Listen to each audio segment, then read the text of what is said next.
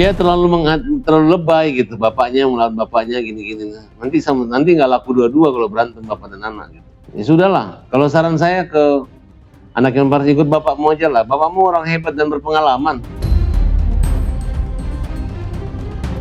Makanya buat anaknya Hotman Paris, kamu jangan serang bapakmu. Kamu masih pengacara baru, mempermalukan ayah kamu, bahwa ayah kamu tidak konsisten.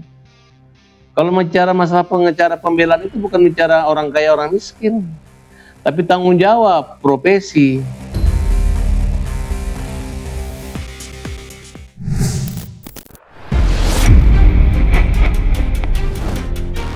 Kasus dugaan tindak pidana korupsi yang menyeret nama mantan Jampitsus Febri Ardiansyah masih terus menjadi sorotan. Di tengah proses hukum yang bergulir, perhatian publik kini justru melebar ke sosok yang menjadi kuasa hukumnya, yakni pengacara kondang Hotman Paris Hutapea. Sejak Hotman resmi mendampingi Febri Ardiansyah, media sosial kembali diramaikan dengan kemunculan sebuah unggahan yang diduga berasal dari putranya, Frank Alexandre. Unggahan tersebut sontak mengundang rasa penasaran karena dinilai menyinggung sang ayah di tengah ramainya pemberitaan kasus ini.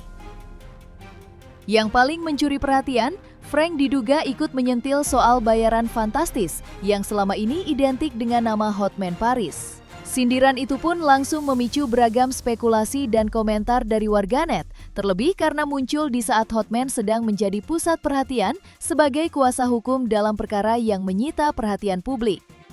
Hotman Paris bilang bayarannya super mahal, gak harap bayaran dari ex-Jampitsus Febri Ardiansyah, tapi tetap ambil kasus yang ada, 74 kilo emas batangan sebagai barang bukti. Semahal-mahal fee-nya pengacara, emang ada pengacara yang dengar segitu banyak emas, matanya gak ijo. Situasi itu pun dengan cepat memancing beragam reaksi dari berbagai pihak. Salah satu yang ikut angkat bicara adalah Farhad Abbas. Pengacara yang dikenal kerap melontarkan komentar belak-belakan itu turut menyoroti polemik yang diduga melibatkan hubungan antara Hotman Paris dan putranya. Lantas, apa pandangan Farhad menyikapi luapan kekecewaan Frank usai Hotman Paris memutuskan membela Febri?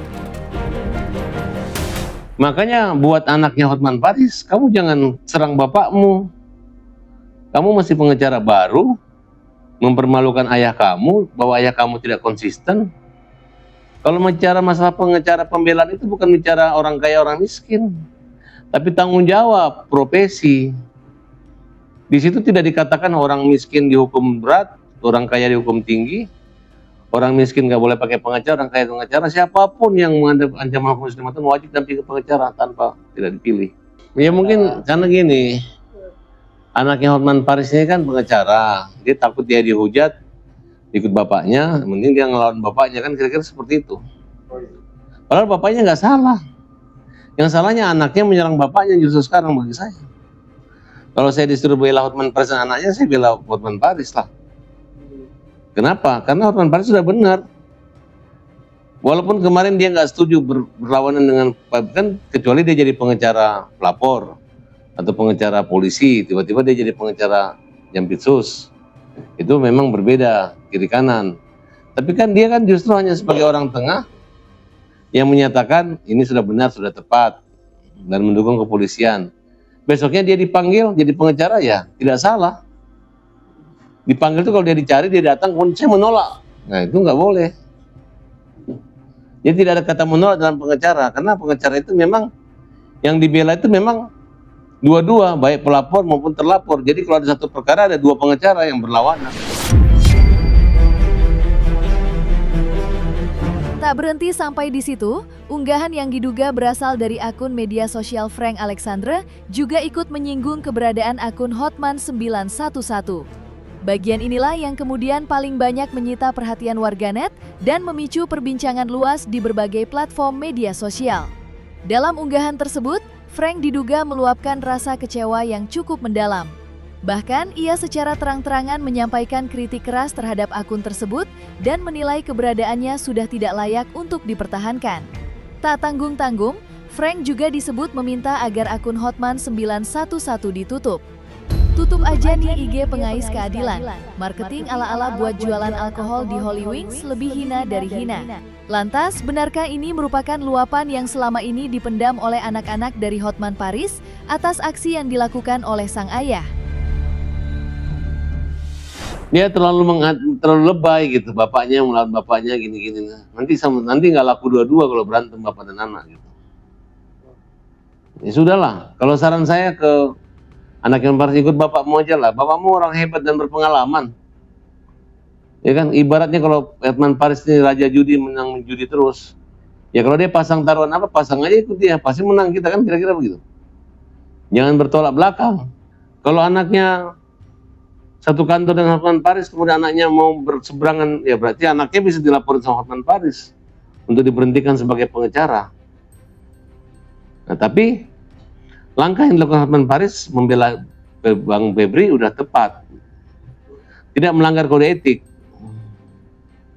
Justru kalau dia menolak, itu melanggar kode etik. Justru kehadiran advokat itu diwajibkan, terutama yang ancaman hukuman di atas 5 tahun.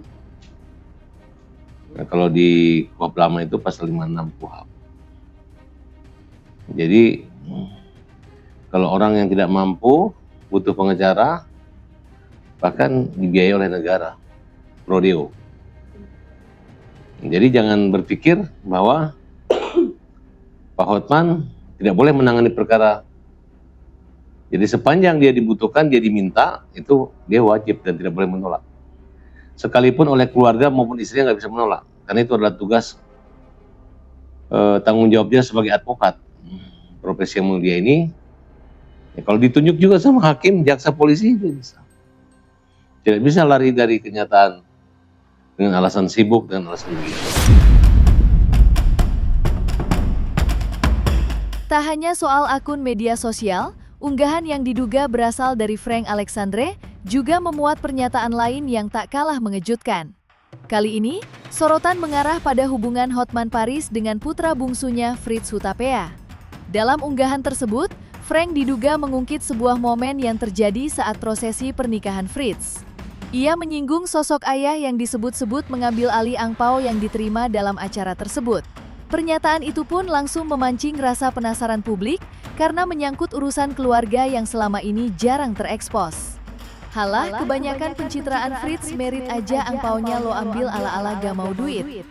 Ironisnya, narasi yang beredar itu dinilai bertolak belakang dengan citra Hotman Paris yang selama ini dikenal publik.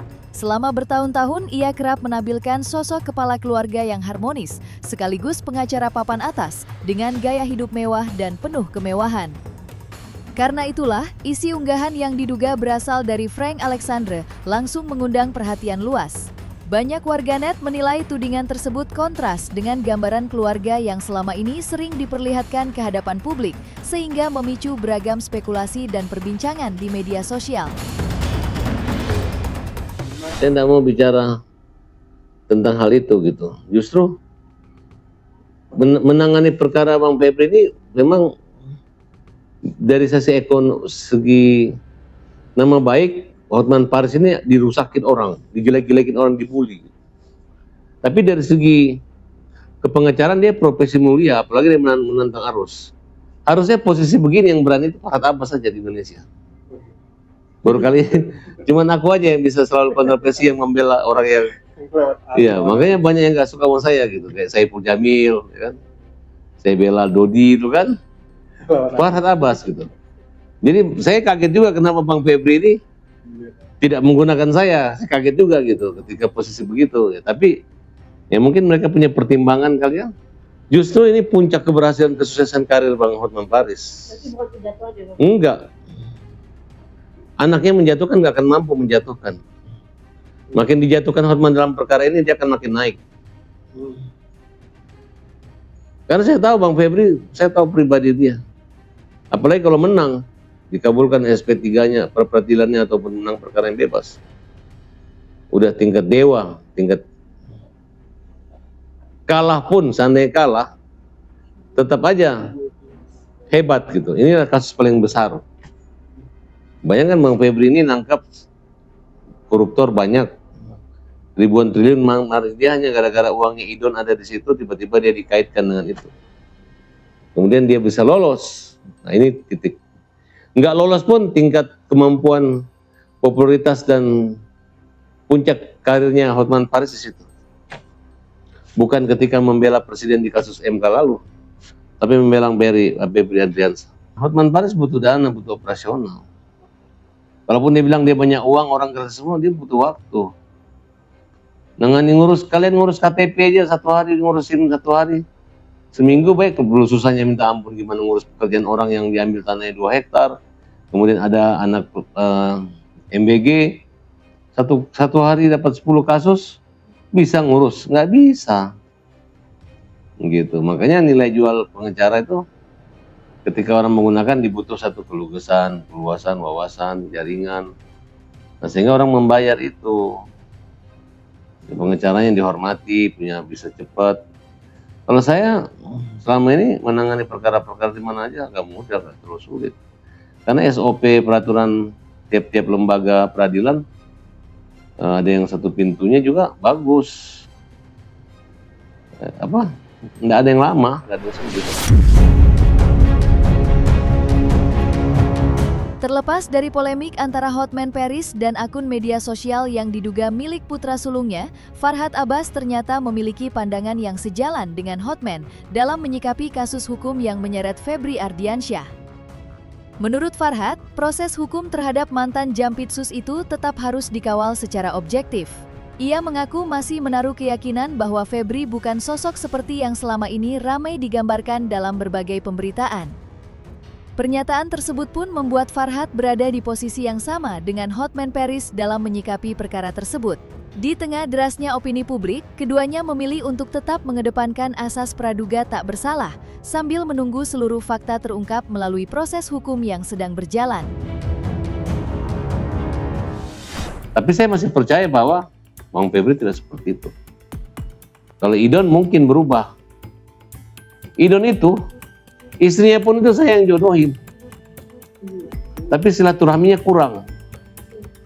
Orangnya juga rada kurang-kurang. Dulu pernah mengalami trauma kehilangan istri dan anak, hampir bunuh diri. Makanya kelihatan pendiam dan tidak populer. Itulah yang dianggap dipercaya oleh Bang Febri. Nah, padahal yang merepotkan Bang Febri sekarang Idon. Kalau pengusaha-pengusaha Don, kamu mungkin menggunakan fasilitas Bang Febri dengan cara menakut-nakutin orang bahwa dekat dengan Jampitsus. Akhirnya bisnismu tidak terkontrol. Mungkin uang benar kan, tapi ngapain nyimpen uang tunai? Berarti kan indikasi pencucian uang itu kan ada. Kan sudah disarankan tidak boleh uang tunai, sebanyak bayarnya harus transaksi. Tapi kan jelas tujuan uang tunai itu kan supaya tidak terlacak, apalagi dengan membeli money changer, memiliki perusahaan itu, gitu kan. Tujuannya apa? Tingkat kejahatan ini kan memang tinggi-tinggi gitu. Tapi tolong jangan libat-libatkan kait-kaitkan dengan Jampitsus. Itu kan langsung jadi tersangka. Di kejaksaan muncul sprindik baru. Nah, diperiksa sebagai saksi. Nah, sesaksi naik tersangka kan tidak masalah. Kan dia untuk mengantisipasi jangan sampai di pra-peradilan sesuai putusan MK harus diupaya pemanggilan dulu sebagai saksi buat tersangka kan. Kecuali buat para DPO atau orang yang mengabulkan diri gitu. Kalau buat orang yang bisa dipanggil, apalagi pejabat penegakan hukum, dan dia juga memberantas korupsi, bukan dia yang diberantas. Nah, jadi buat apa tidak dikejar, buat apa ditahan?